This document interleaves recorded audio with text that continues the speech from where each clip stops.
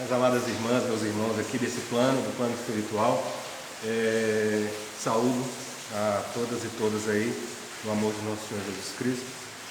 E hoje nós vamos conversar um assunto que de tempos em tempos eu venho trazendo para os nossos diálogos e que se faz cada vez mais necessário nesses tempos difíceis que nós temos vivido, de endurecimento das relações. Eu gosto sempre de dizer que eu gosto de utilizar a doutrina, a nossa doutrina cristã, de uma forma que a gente possa aplicá-la no nosso dia a dia, na nossa evolução, nos nossos relacionamentos. E nós temos vivido muitas dificuldades em função dessa pandemia nunca enfrentada, muitos casamentos desfeitos, muitas relações complicadas. E hoje eu gostaria que a gente falasse sobre um remédio providencial para nós e para os outros, que é o perdão. O perdão é um caminho, é uma dimensão que nos conecta para a cura espiritual. E é o que nos conduz frente aos desafios da vida, quando a gente muitas vezes é confrontado a pedir perdão para alguém, a perdoar alguém, ou mesmo a nos perdoar, que muitas vezes é a tarefa mais difícil. Na saga de Troia, tem o instante doloroso em que o rei Príamo implora pelo corpo do filho Heitor, morto por Aquiles em combate. Então é um texto muito doloroso, um texto literário muito doloroso, mas que mostra a angústia de um pai frente a ter que perdoar a pessoa que ele mais odiava naquele momento. E ele fala assim: lembre-se, ó Aquiles, do seu pai, cujos anos se igualaram aos meus no doloroso instante da velhice. Talvez os seus vizinhos o atormentem e não haja ninguém para protegê-lo contra a guerra e a destruição.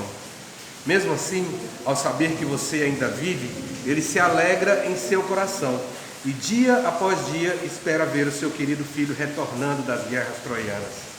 Mas eu sou totalmente desgraçado, pois gerei muitos filhos, os melhores na vasta terra de Troia, mas eu digo que nenhum deles me resta.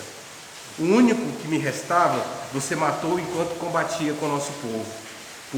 Por ele eu venho agora aos navios dos gregos para retomá-lo de suas mãos e trago comigo ofertas de um valor incalculável para os seus deuses. Respeite então os deuses, Aquiles, e tenha piedade de mim, lembrando-se do seu pai. Ai de mim, que sou muito miserável, muito mais miserável do que ele, e sofri o que nenhum outro mortal na face da terra jamais sofreu. Eu toquei com meus lábios as mãos do homem que matou meu filho. Ele, quando soube, ele falou uma frase célebre, né? Ele diz: eu vivi um dia a mais além do necessário, porque teve que enterrar o próprio filho. Nós sempre pensamos assim na dimensão do perdão quando a gente cogita que é ofendido, né? Quando a gente precisa fazer o exercício de perdoar os outros, ou quando a gente acha que é a outra pessoa que comete um erro, que muitas vezes não é conosco. E um personagem que teve uma trajetória muito dolorida em diversos momentos, é um dos personagens mais emblemáticos do Evangelho, foi Pedro. E Pedro, com a sua energia, né, de homem judeu, de um ancião judeu, ele tinha uma moral muito rígida e era também o mais velho de todos os apóstolos. Ele não tinha a mesma energia que os apóstolos tinham para poder pregar. Em muitos momentos os textos espíritas nos falam que ele ficava extremamente constrangido com isso, ele se sentia acuado pelos outros mais jovens, mas ele também ao mesmo tempo tinha uma dureza de espírito muito grande. Uma dureza de espírito muito grande, principalmente no momento de julgar os outros. E isso era uma característica da religião judaica, era uma religião muito dura. Você tinha mais de 630 mandamentos daquilo que você não podia fazer, daquilo que era proibido fazer, e que se você fizesse, você jamais entraria no livro dos justos, né? Os justos que herdariam a terra.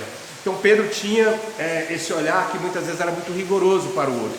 No livro Boa Nova, o espírito de Humberto Campos dita para Chico Xavier a história de quando Maria Magdala foi até a casa de Simão Pedro para conversar com Jesus, porque ela se sentia muito angustiada.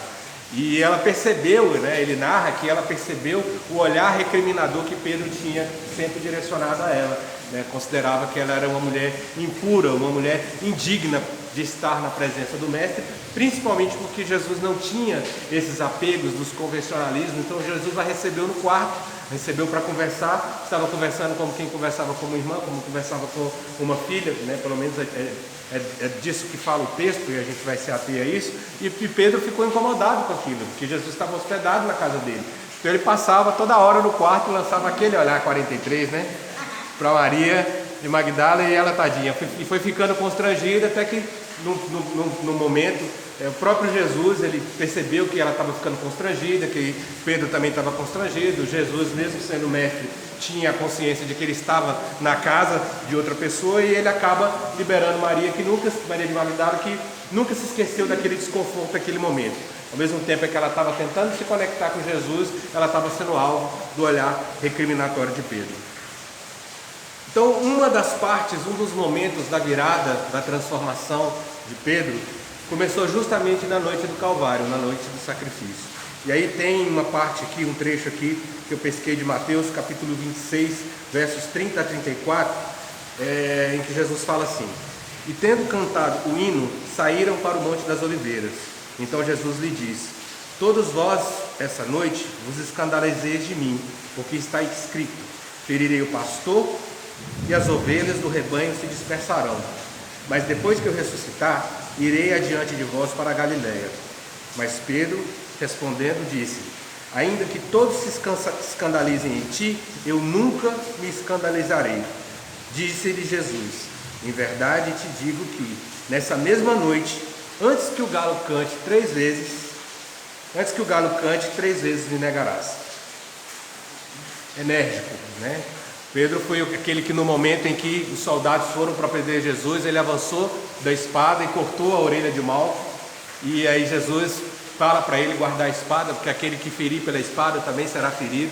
E tem um episódio muito interessante da forma humana que Jesus tinha de enxergar a dor profunda de cada um. Não era só naquele momento que ele não queria só conter o ímpeto violento de Pedro. As tradições falam que Malco, esse soldado que foi buscá-lo, ele estava sendo treinado para ser o sumo sacerdote.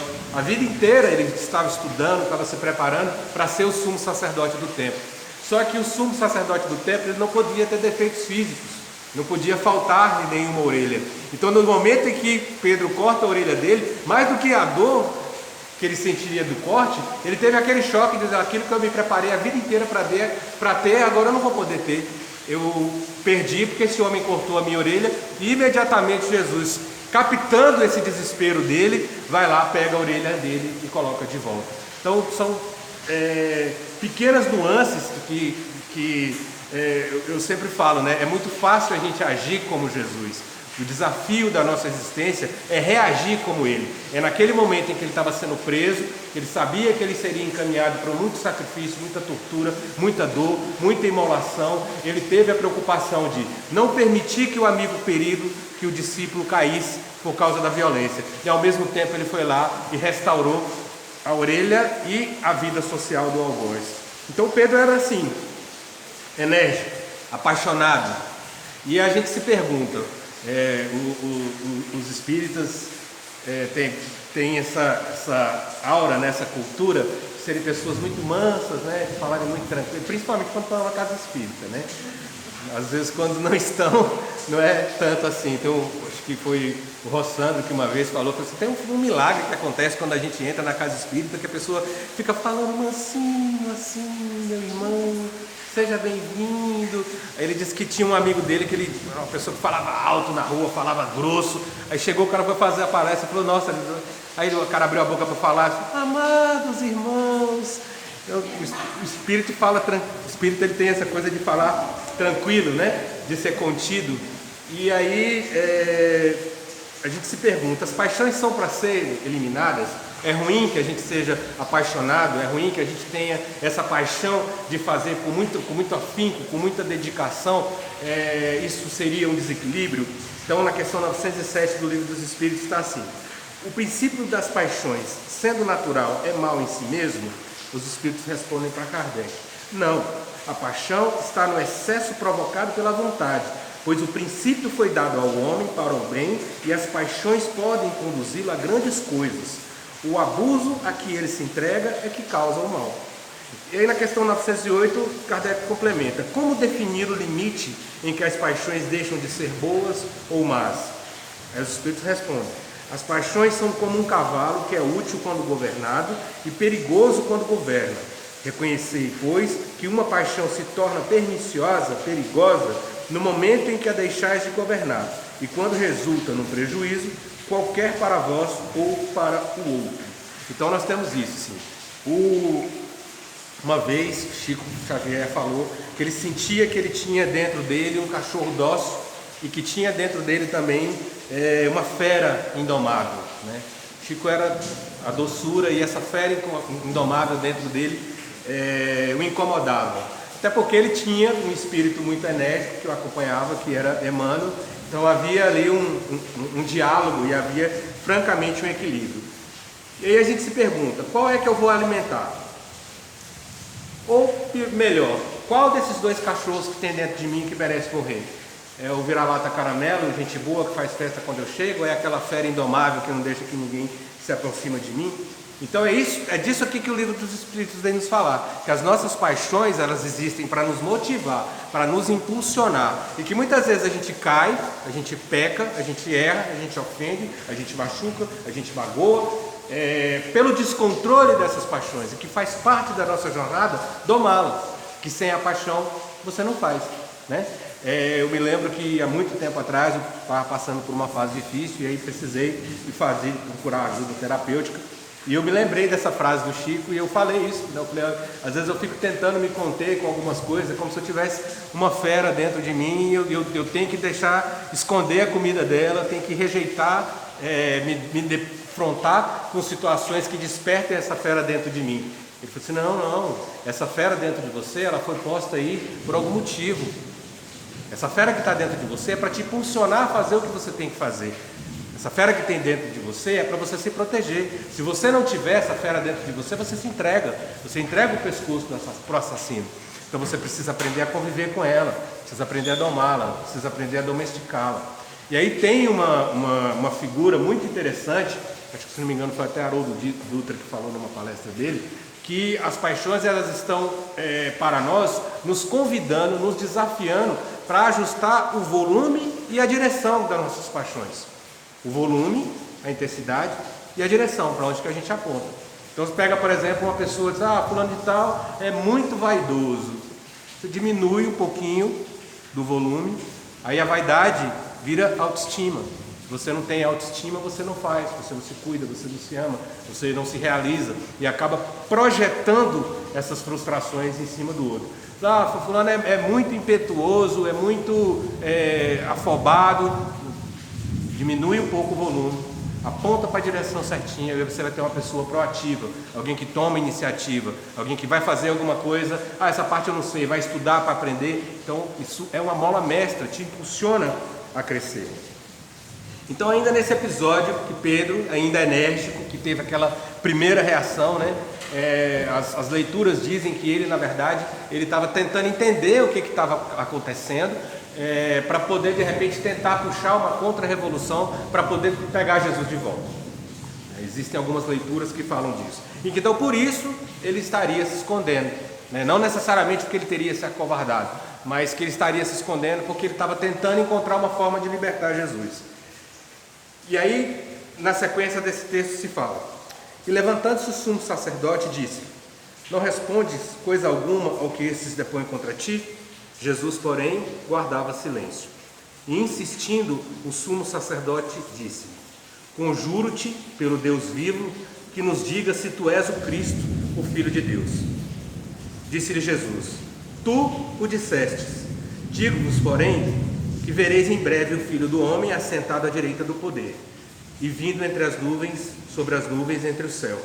Então o sumo sacerdote rasgou as suas vestes, dizendo: blasfemou, para que precisamos ainda de testemunhas? Eis que bem ouviste agora a sua blasfêmia. Que vos percebe? E eles respondendo disseram: é réu de morte. Então cuspiram-lhe no rosto e lhe davam punhadas, e outros o esbofeteavam, dizendo: profetiza, Cristo. Quem foi que te bateu? Ora, Pedro estava sentado fora no pátio, e aproximando-se dele, uma criada disse: Tu também estavas com Jesus, o Galileu.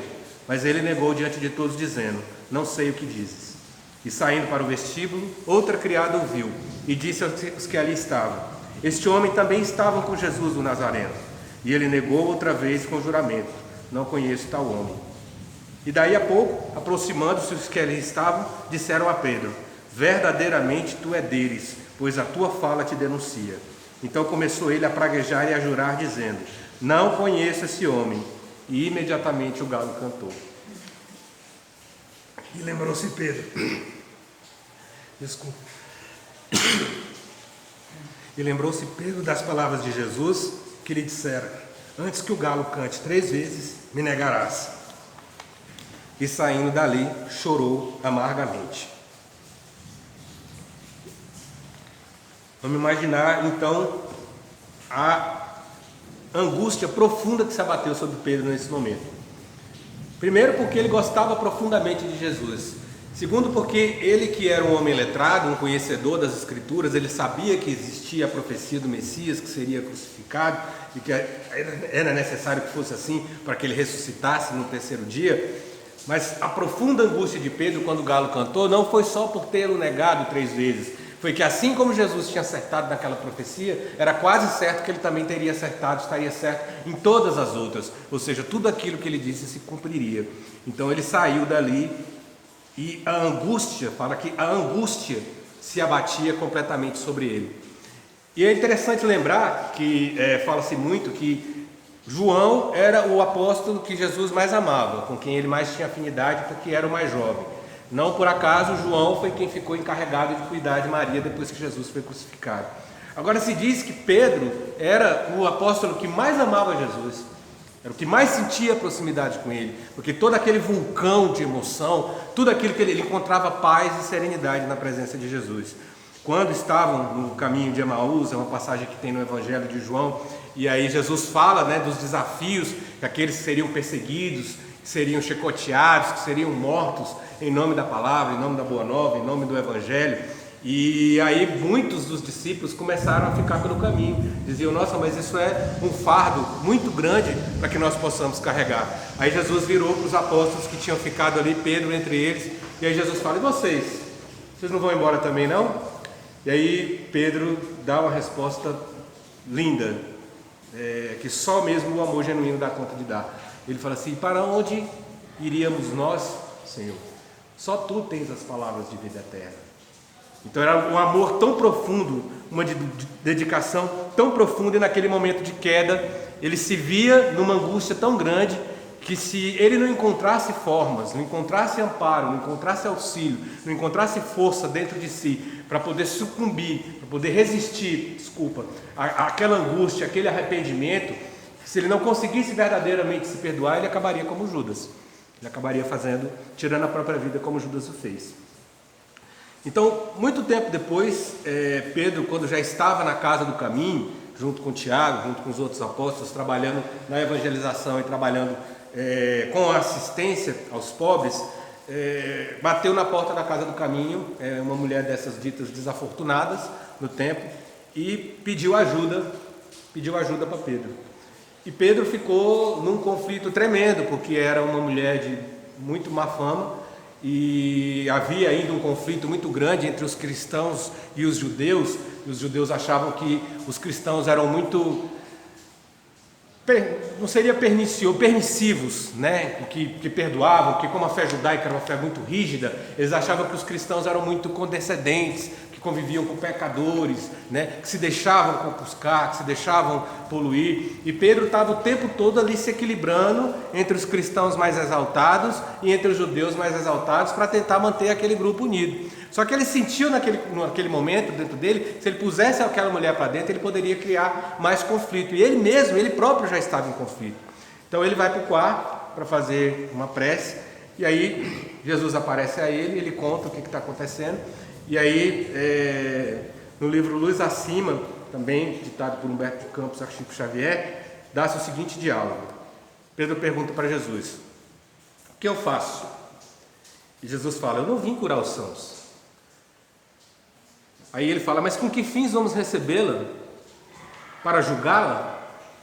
Aí Jesus fala: não, para julgá-la não faltam juízes na terra. Então receberemos elas para fazer-lhe sentir a extensão dos seus erros? Aí Jesus fala: não, Pedro, para dar-lhe conhecimento da penúria em que vive, conta nossa irmã nas vias públicas, com milhares de bocas que a amaldiçoam e outras tantas mãos que a apedrejam. Então ela não veio aqui, ela não precisa de você para conhecer a extensão dos erros dela. E Pedro pergunta de novo: para conferir-lhe a noção do padecimento em que mergulhou por si mesma? Jesus fala: não, Pedro, também não. Nessa tarefa ingrata, vivem aqueles que a exploram, dando-lhe fome e sede, pranto e aflição. Aí Pedro torna ainda a perguntar: então devemos receber para dizer-lhe das penas que a esperam neste e no outro mundo? Aí Jesus responde: ainda não. Nesse trabalho horrível respiram e sobrevivem os espíritos acusadores, que não hesitam em condenar em nome do Pai, olvidando, se esquecendo das próprias faltas. Aí Pedro vem a carga novamente: então eu vou recebê-la para ferir e amaldiçoar, sentenciar e punir. E aí Jesus fala: a cidade e o campo estão cheios de maus servidores. O nosso ministério ultrapassa a própria justiça. O Evangelho, para ser realizado, reclama o concurso de quem ampara e educa, edifica e salva, consola e renuncia, ama e perdoa. Abre acesso à nossa irmã transviada e auxilia no reerguimento. Não a precipiteis em despenhadeiros mais fundos. Arranca-te da morte e traze-a para a vida. Não te esqueças de que somos portadores da boa nova da salvação. E o apóstolo levantou-se, deu alguns passos, atravessou extensa fileira de irmãos espantados, abriu de manso a porta e dirigiu-se à mulher acolhedora: minha irmã, entra, a casa é sua. E a infeliz assombrada perguntou: quem sois, Senhor?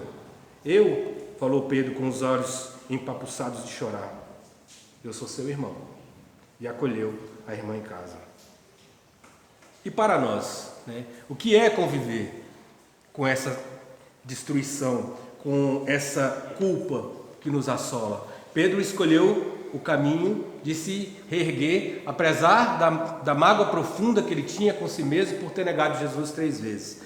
Ele vivia nesse constante conflito de fazer a coisa errada, de equilibrar, de ser o que unia todos aqueles irmãos precisando de evolução, precisando de entendimento naquele momento de tanta efervescência. Ele precisava se apresentar com a sabedoria de alguém que tivesse condições de liderar, mas ele se sentia mais inculto do que os outros, ele se sentia mais velho e agora ele se sentia também destroçado pela culpa e pelo remorso de ter feito o que ele fez para Jesus. Enfim, quando a gente vê a história de personagens como Pedro e personagens como Paulo, a gente percebe que o remorso ou mesmo a culpa em excesso é um estado da nossa emoção desregulada e apontada para o lado errado. Quem melhor conseguiu traduzir essa perplexidade diante da queda e estar pronto para poder se reerguer foi Paulo, no momento em que ele se encontra com Jesus na estrada de Damasco, e aí ele percebe que ele tinha passado a vida inteira perseguindo o homem errado, e aí ele não se destrói psicologicamente, ele percebe que está errado e vira para Jesus e fala assim: o que queres que eu faça?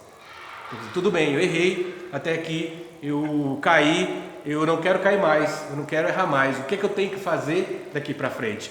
Paulo era um espírito que tinha esse voluntarismo muito mais aguçado, Pedro era muito mais emotivo, apesar de ser enérgico, ele era muito mais emotivo. Então, nós precisamos buscar esse sentido de cair, de pecar, de ferir, de magoar, naquele sentido que a gente fala do que significava o pecar, Quando o atirador lá do arco e flecha, ele mirava o alvo, e aí ele ia atirar a flecha, ele errava o alvo, então fala-se que ele tinha pecado.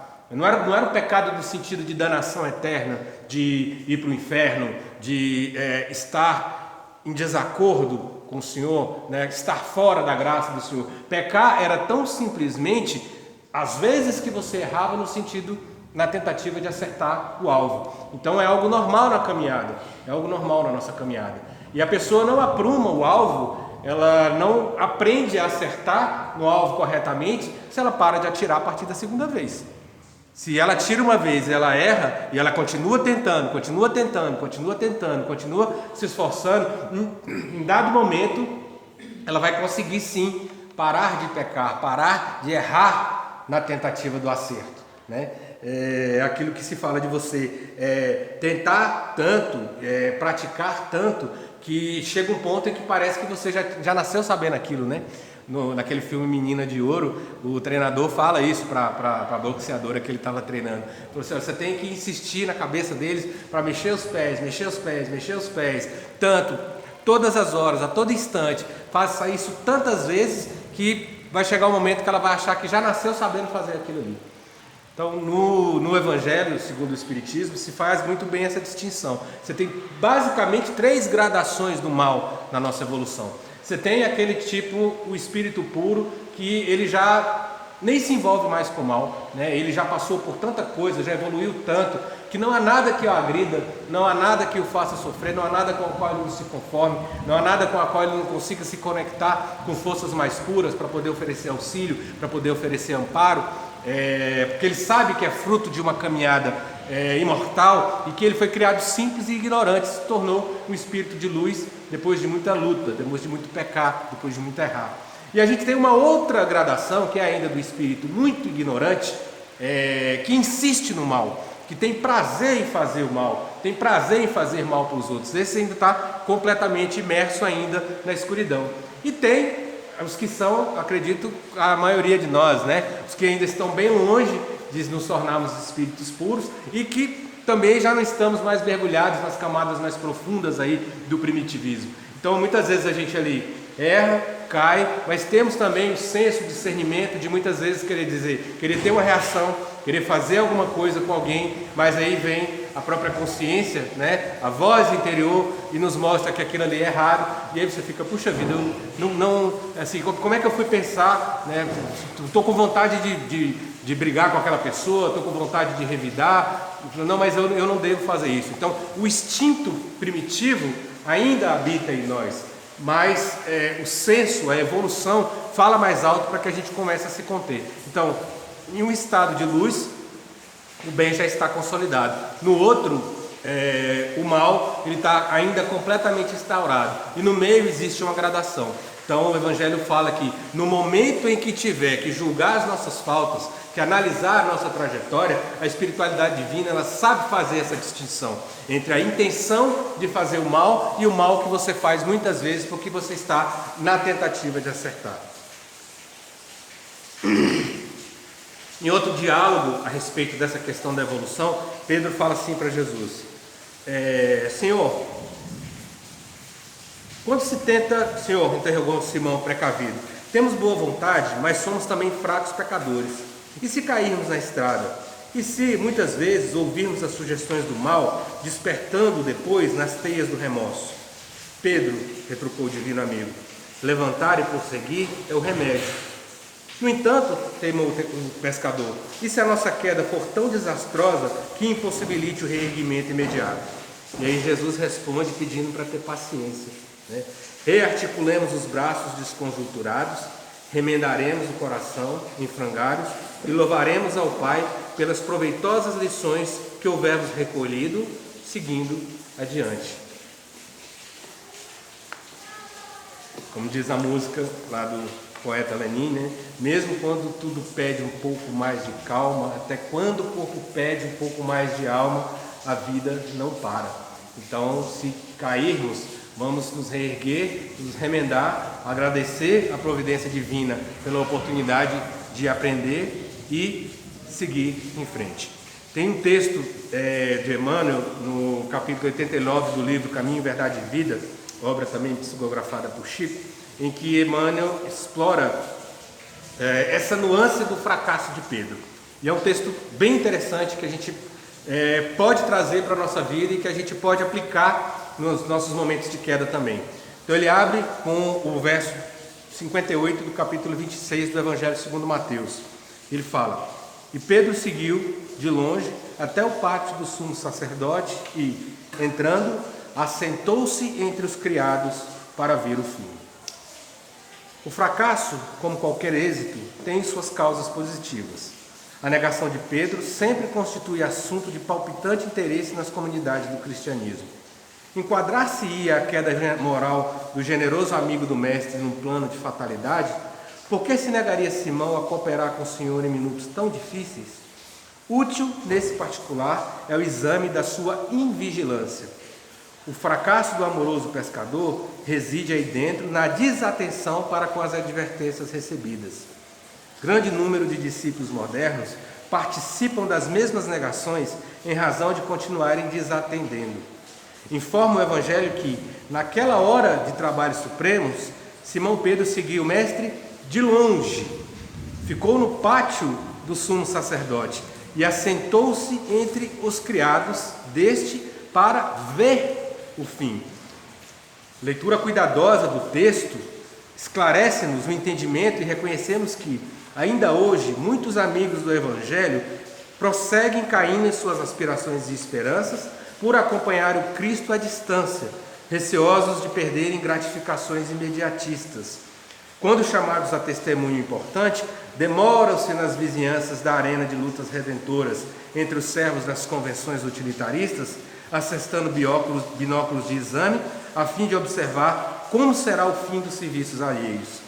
Todos os aprendizes nessa condição, naturalmente fracassarão e chorarão amargamente. Daqui, Emmanuel está advertindo justamente sobre a importância do vigiai e orai, né? Ele fala que Pedro, com toda a paixão, com tudo aquilo que ele sentia, ele naquele momento ele ficou atordoado, ele viu Jesus sendo preso e aí ele passou a acompanhar Jesus de longe, né? Ele ficou no pátio, ou seja, longe, ele passou a observar o sumo sacerdote, se sentou, desistiu, se entregou para ver o fim.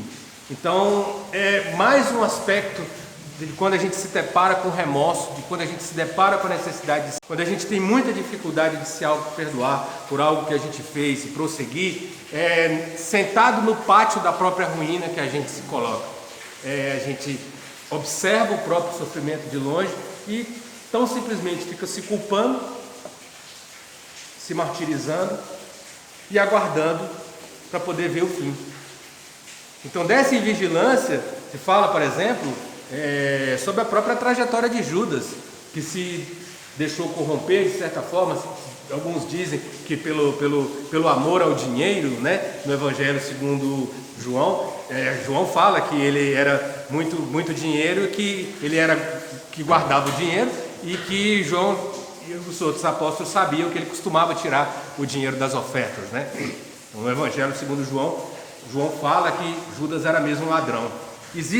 Eu faço essa colocação porque existem outras leituras, inclusive da literatura espírita, que tratam de que Judas, na verdade, queria liderar uma revolução, que não seria por ganância que ele vendeu Jesus, mas que o plano dele era que ele iria entregar Jesus, que Jesus seria preso, e aí aquilo ia ter um motim, né? O povo ia se insurgir contra os judeus, iam se insurgir contra Roma, iam arrancar Jesus da prisão e iam colocar Jesus no trono para que Jesus governasse. Então, quando ele percebeu que não seria daquela forma, que essa não era a metodologia, a pedagogia de Jesus, então ele se desesperou. Então ele não se vigiou. Foi o momento em que ele não conseguiu se centrar, não conseguiu se perdoar, não conseguiu fazer aquela pergunta que Paulo fez quando encontrou com Jesus na estrada de Damasco. Muito bem, o que é que eu faço agora? Depois de tudo isso que eu fiz, de toda essa ruína que eu pratiquei, o que é que eu faço agora? Uma coisa que eu falava muito com os meus filhos e que para mim é um mantra. Olha, está complicado? Está difícil? Não está vendo saída não? Pensa no seguinte: a primeira coisa que a gente tem que fazer quando quer sair de buraco é parar de cavar. Então a gente se olha, a gente peraí, o que é que eu estou fazendo? Como é que eu tenho que fazer? Eu consigo fazer isso, tudo que eu preciso fazer de um dia para o outro? Eu preciso de um tempo, eu preciso de uma pausa, eu preciso descansar, eu preciso me preparar, eu preciso de ajuda. eu dou conta de fazer isso aqui sozinho. Então, esse é o movimento de cuidado, é o movimento de amor próprio, é o movimento para qual o Cristo nos chama, para no momento da queda que a gente possa se enxergar, se conhecer e ficar vigilante, ficar perto da gente, ficar perto da nossa dor, né? Buscar o nosso aprendizado. E nesse movimento de amorosidade, a gente passa a ter essa compaixão para conosco, a gente também começa a evoluir no sentido de ter essa mesma compaixão para com o outro. É por isso que naquilo que a gente fala que são os 6 grandes ensinamentos de Jesus, né? Tem o 2 e o 3, que eu gosto de lembrar sempre, que é se amar, né? Primeiro, amar a Deus sobre todas as coisas. Segundo, se amar. Terceiro, amar o próximo como a si mesmo. O quarto é fazer ao próximo somente aquilo que eu queria que me fizesse. O quinto é perdoar sempre. O sexto é não julgar jamais. Então, no primeiro movimento que eu faço de compreensão, de auto-amor e de auto-perdão para comigo, eu me acolho, eu me engrandeço, eu me conheço, eu aprendo, eu cresço e também cresço no sentido de emprestar essa mesma empatia, esse mesmo amor para aquele irmão, para aquela irmã que cai do meu lado. Porque eu entendo o que é cair. Eu sei o quanto dói, eu sei o quanto dói a dor, eu sei o quanto dói a vergonha. E sei que o outro também está na sua trajetória, na sua caminhada, no sentido de evoluir também. Um outro sentido que parte dessa invigilância é quando a gente volta lá no Primeiro Testamento, né, na primeira revelação, e fala da traição do rei Davi, que tomou a esposa de um dos seus soldados, né? Era o tempo da guerra, o tempo que os reis iam à guerra, e Davi ficou no palácio. Ele não tinha que ter ficado, ele era o rei, era para ter ido na guerra. E nessa de ficar no palácio, ele estava lá na parte de cima do palácio, e ele viu a esposa do soldado chegar na fonte lá para tomar banho, e aí ele cedeu à tentação, e a partir disso começa a grande derrocada, né, os grandes infortúnios e tudo de ruim que veio acontecer na vida de Davi depois, e que é lido e é contado com a lógica da primeira revelação, com a lógica do Primeiro Testamento. Mas o sentido que a gente quer trazer para cá é justamente esse sentido da própria vigilância, do se cuidar, do se acompanhar, de estar sempre se monitorando. Para isso é tão importante o processo do autoconhecimento. Então, Pedro prossegue, né? Pedro prossegue na tentativa de aprender, na tentativa de acertar, né? É o hábito que faz o monge, né? As pessoas que vivem em mosteiros, nossas irmãs católicas, nossas irmãs que professam que tem essa vestimenta típica, que estão o tempo todo, é o hábito, né? A roupa sacerdotal, é ela que faz o monge, é a prática. Então Pedro lidera os apóstolos e funda a Casa do Caminho. E aí tem um outro episódio muito interessante aqui. Desde que vieram do Tiberíades para Jerusalém, Simão transformara-se em célula central de grande movimento humanitarista. Os filósofos do mundo sempre pontificaram de cátedras confortáveis, mas nunca desceram ao plano da ação pessoal, ao lado dos mais pobres de sorte. Jesus renovara, com exemplos divinos, todo o sistema de pregação e virtude. Chamando a si os aflitos e os enfermos, inaugura no mundo a fórmula da verdadeira benemerência social. As primeiras organizações de assistência ergueram-se com o esforço dos apóstolos ao influxo amoroso das lições do Mestre. Era por esse motivo que a residência de Pedro, doações de vários amigos do caminho, regurgitava de enfermos e desvalidos sem esperança. Eram velhos a receberem úlceras asquerosas, procedentes de Cesareia, loucos que chegavam das regiões mais longínquas, conduzidos por parentes ansiosos de alívio, crianças paralíticas da Idumeia, nos braços maternais, todos atraídos pela fama do profeta Nazareno, que ressuscitava os próprios mortos e sabia restituir tranquilidade aos corações mais infortunados do mundo. Natural era que nem todos se curassem, o que obrigava o velho pescador a agasalhar contigo todos os necessitados com carinho de pai. Quando, em um dos livros mais queridos da literatura espírita, que é Paulo e Estevão, ainda Gesiel, né, ele busca a Casa do Caminho, porque ele estava muito doente, e a casa estava cheia, e Tiago, né, que era um dos apóstolos, mas era praticante do judaísmo muito, muito rigoroso, ele não queria que acolhesse Gesiel, porque a casa já estava cheia de doentes. E aí você imagina o que seria da história se Pedro bate na porta na cara de Gesiel e não teríamos Estevão. Então Pedro confronta Tiago, está no livro Paulo e Estevão, e acolhe Estevão. Pedro confronta Tiago e acolhe Estevão. Ora, Tiago, se estivéssemos pescando, seria justo nos eximíssemos desse ou daquele dever que exorbitasse a esfera das obrigações inadiáveis de cada dia. Ou seja, se a gente estivesse pescando, estivesse na nossa vida comum, a gente até poderia dizer, não, hoje eu não vou fazer isso não, hoje eu não vou arrumar a cama, hoje eu não vou tirar a areia da canoa não, eu vou terminar o meu dia aqui de qualquer jeito. Esferas de organizações inadiáveis de cada dia junto da família, cuja organização vem de Deus. Mas agora, Tiago, o Mestre nos legou o trabalho de assistência a todos os seus filhos no sofrimento. Presentemente, nosso tempo se destina a isso. Vejamos, pois, o que é possível fazer. E o bondoso apóstolo adiantou-se para acolher os dois infelizes. Gesiel estava acompanhado. Então Pedro fala para ele, olha, agora nós estamos fazendo a obra do Mestre. A obra do Mestre é acolher quem é que está aflito. Nós não temos desculpa para poder fazer, para não fazer nada. Alguma coisa nós vamos ter que fazer. Algum socorro nós vamos ter que dar. Então ele toma a dianteira e a proatividade, olha aí a energia convertida, né? Não de só julgar, eu não posso fazer nada, eu vou me sentar no pátio, eu vou esperar o fim. Não, a proatividade, eu posso não fazer tudo o que é preciso fazer, mas alguma coisa eu dou conta de fazer. Alguma coisa eu dou conta de encaminhar.